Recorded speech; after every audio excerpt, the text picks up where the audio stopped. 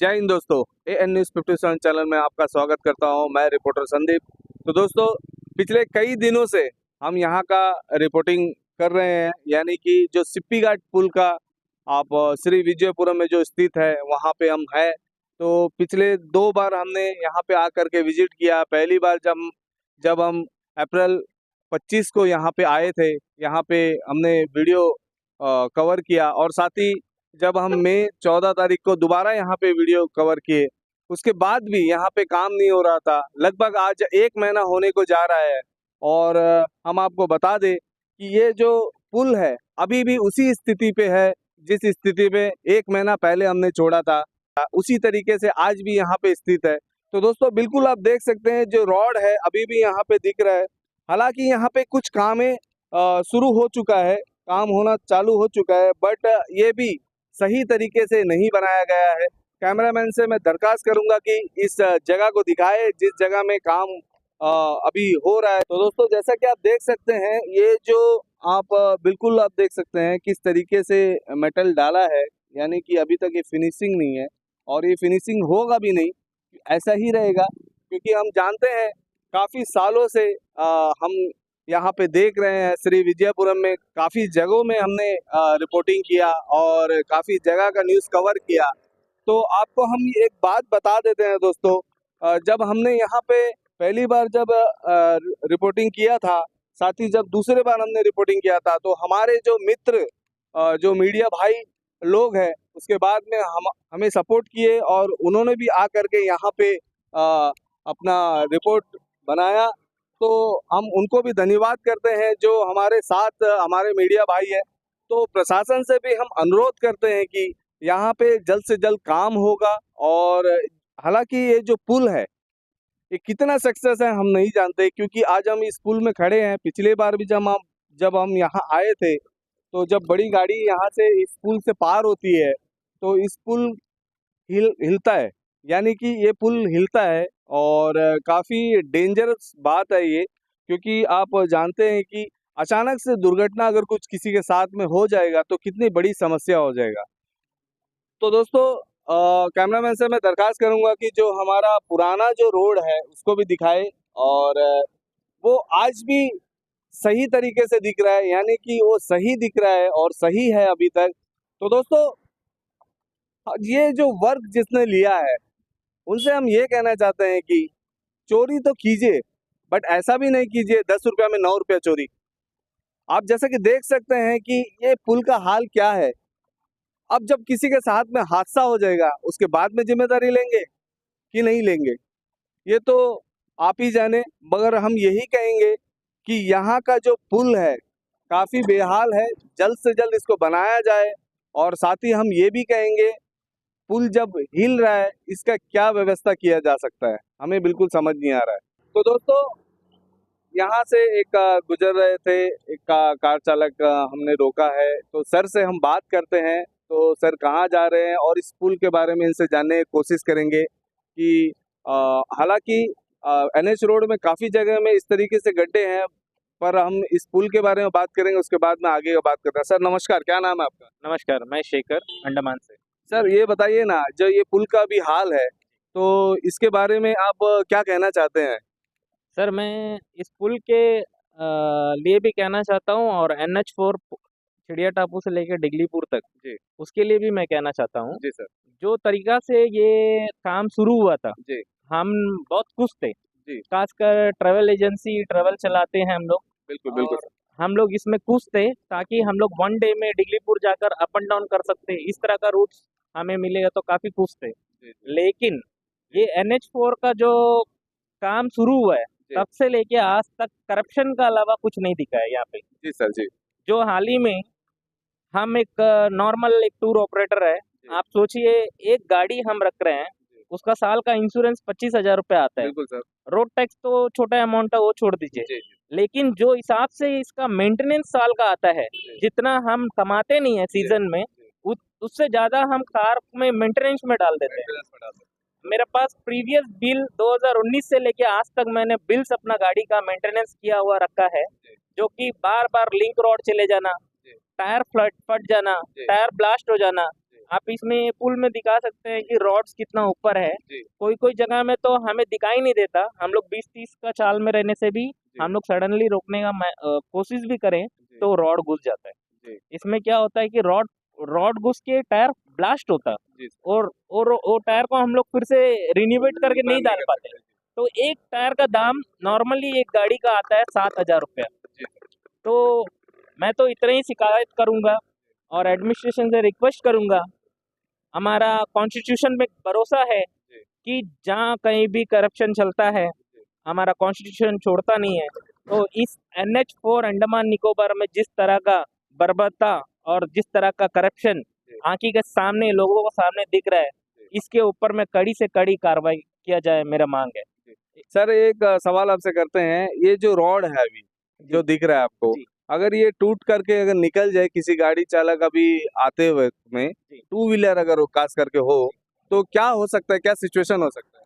Sir, ये जो rod है ये सिर्फ एक रॉड नहीं है। जी। और हमारा अंडमान निकोबार आइलैंड्स में जी। जिस तरह का मेडिकल अस्पताल का सुविधा जो है जी। बहुत कम है। जी। और जो एकमात्र अस्पताल है वो है जीबीपन। जी। जीबीपन में उस तरह का इलाज नहीं होता है जिस तरह का होना भी चाहिए, और होता है कुछ हद तक अभी ठीक भी है, लोग जाते हैं तो ठीक होके आते हैं।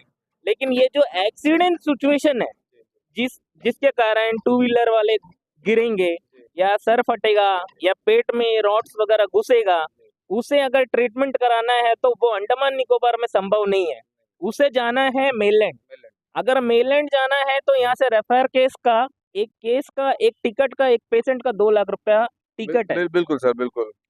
सर आप समझ सकते हैं कि NH4 का सिर्फ एक रॉड, एक पुल, एक रास्ता को लेके बात नहीं हो रहा है, यहाँ पे ह्यूमन बींग्स का लाइफ का भी बात है। लाइव का भी बात हो रहा है, यही हम भी बात करें सर। और कुछ बातें हम आपसे जानना चाहेंगे।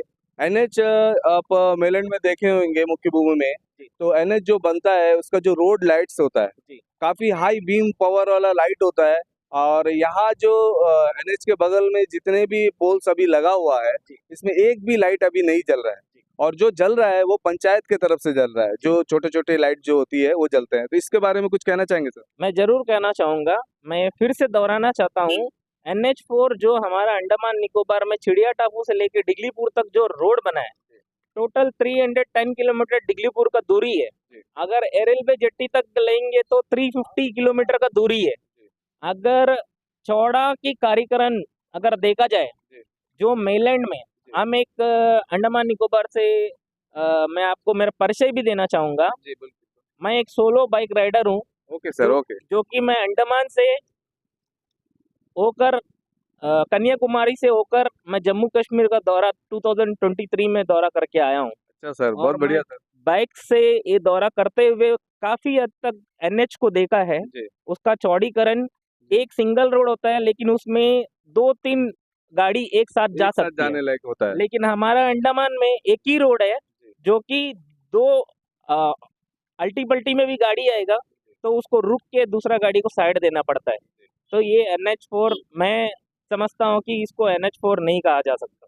सर समस्या तो बहुत है NH4 को लेकर के, अगर हम सवाल पूछने जाएंगे तो पूरा दिन निकल जाएगा आपसे। पर एक आखिरी सवाल हम आपसे करते हैं सर, जो ये NH4 है अभी आप जानते हैं कि ये मेंटेनेंस पीरियड चल रहा है, यानी कि इनका वर्क हो चुका है, अभी मेंटेनेंस चल रहा है। तो आपको क्या लगता है ये NH4 सही तरीके से बनाया गया कि इसका जो मेंटेनेंस कर रहे हैं अभी इसमें भी काम चोरी कर रहे हैं, या फिर चोरी हुआ है, या कैसे, आप बताइए सर। मैं इस मुद्दे में आपको फिर से रोशन डालने के लिए कोशिश करूंगा। आप NH4 तो निर्माण हो गई है, पेपर में भी कंप्लीट हो गया है। आप फॉर एग्जांपल देखेंगे ये साइन बोर्ड है, जो साइन बोर्ड वो बगल नहीं है, और वो बगल नहीं है लेकिन वो बगल से ही गाड़ी जाएगा तो रोड के अंदर में फंसेगा। और इस तरह का साइन बोर्ड और इस तरह का पाइप जो क्वालिटी का रास्ता भर में लगना था, वो क्वालिटी का पाइप्स और साइन बोर्ड्स नहीं लगा है। और हमारा जो सिटी के अंदर जो एक मोटा खंबा डालकर जो वे ऑफ दी रूट्स का नेम्स लिखे हैं, उसमें भी जंग काकर वो बोर्ड्स लटकी हुई है। और किस दिन पता नहीं टू व्हीलर के चालक के ऊपर गिरेगा या 3 व्हीलर 4 व्हीलर या बस के ऊपर गिरेगा। मैं 100% आपसे ये प्रॉमिस करता हूँ कि किसी ना किसी का मृत्यु निश्चय है, निश्चय। क्योंकि अगर ये जो क्वालिटी का पाइप्स नहीं लगाए जिसके कारण वो रश्क आती है, और अंडमान निकोबार में समुंदर की खारा पानी की हवा जो है बिल्कुल सर, बिल्कुल। अच्छा क्वालिटी का डालने के बावजूद भी वो रश्क आता है, रश खा तो जाता है। आप नॉर्मल क्वालिटी का पाइप कब तक टिकेगा। बिल्कुल सर, बिल्कुल सर। ओके सर, आपसे बात करके अच्छा लगा सर, धन्यवाद सर। जी, थैंक यू। सर नमस्कार सर। नमस्कार जी, सर क्या नाम है आपका? मेरा नाम संजय। सर जो इस पुल के विषय में हमने बात किया और बात कर रहे हैं, आपको हमने देखा तो आपसे बात करने की कोशिश कर रहे हैं सर। तो बताइए सर, यह पुल के विषय में आप क्या बोलना चाहते हैं सर? देखिए, ये पुल पे हमारा रोज का आना-जाना है। पिछले कई दिनों से इस पुल का खस्ता हालत के ऊपर में बाकायदा अपना रिपोर्टिंग दी। फिर भी से एडमिनिस्ट्रेशन इसके ऊपर में कुछ कुछ भी हस्तक्षेप नहीं कर रही है। पिछले सप्ताह मैंने देखा कुछ लेबरगण आकर के इसमें प्लास्टरिंग का काम कर रहे हैं, जो आज के डेट में उखड़ चुका है। तो इस विषय में मैं प्रशासन को इनको अवगत कराना चाहता हूँ। क्या आप लोग डेवलपमेंट के नाम पे यहाँ पे पैसों की बंदरबाट कर रहे हैं? आप लोगों का काम देख करके, प्रशासन प्लस कॉन्ट्रैक्टर दोनों का काम देख करके यही लग रहा है, डेवलपमेंट प्लस सुधार यानी मेंटेनेंस को लेकर के सिर्फ पैसों का बंदरबाट कर रहे हैं और जनरल पब्लिक को उससे नुकसान पहुंचा रहे हैं, उनको तकलीफ दे रहे हैं। प्रशासन को मैं यही कहना चाहूँगा, अगर आप लोगों का रवैया ऐसा ही रहा तो आने वाला समय में बहुत बड़ी क्रांति होने की आवश्यकता है आप लोगों को आँख खोलने के लिए। और यह क्रांति की आवाज़ इस सोशल मीडिया के जरिए लोगों तक पहुंचेगी और हर एक छोटे बड़े मुद्दों पर वे रोड पर उतर करके आपका आँख खोलने में, आपको संज्ञान में लेने के लिए जनता को रोड पे आना पड़ेगा। क्या ऐसा नौबत आना ज़रूरी है?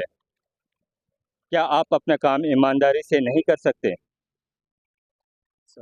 हमारी भारत सरकार मोदी जी को ईमानदारी का देवता बोलते हैं। मोदी सरकार के इस कार्यकाल में करप्शन और भ्रष्टाचार इस कदर बढ़ गया है, उसका नकेल डालने के लिए कौन आएगा? क्या खुद मोदी को आना पड़ेगा अंडमान का भ्रष्टाचार को रोकने के लिए? बड़ा ही दुख होता है प्रशासन के कार्य को देख करके। इससे ज़्यादा और जनता को मैं क्या कहूँ?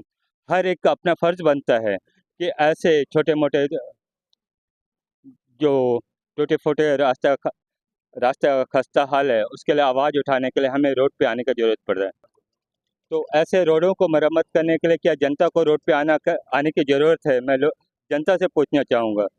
प्रशासन से भी यही बात पूछना चाहूँगा कि जनता को ऐसे मामलों के लिए हर बार रोड में आने की ज़रूरत है क्या? ये बड़ी ही दुखद विषय है, इस पर आपको विचार करना चाहिए। बस इतना ही कहकर मैं आप सबों का धन्यवाद करता हूँ। Thank you sir, thank you. तो सर ने काफ़ी अच्छी बातें की। तो दोस्तों, जो सर से हमने बात किया, काफ़ी मुद्दों में उन्होंने बताया और सही तरीके से बताया, और जिस रोड को लेकर के, साथ ही पुल को लेकर के बताया। तो दोस्तों, जो भी आप कमेंट करते हैं उसको हम ज़रूर देखते हैं और कोशिश करते हैं कि रिप्लाई करने के लिए।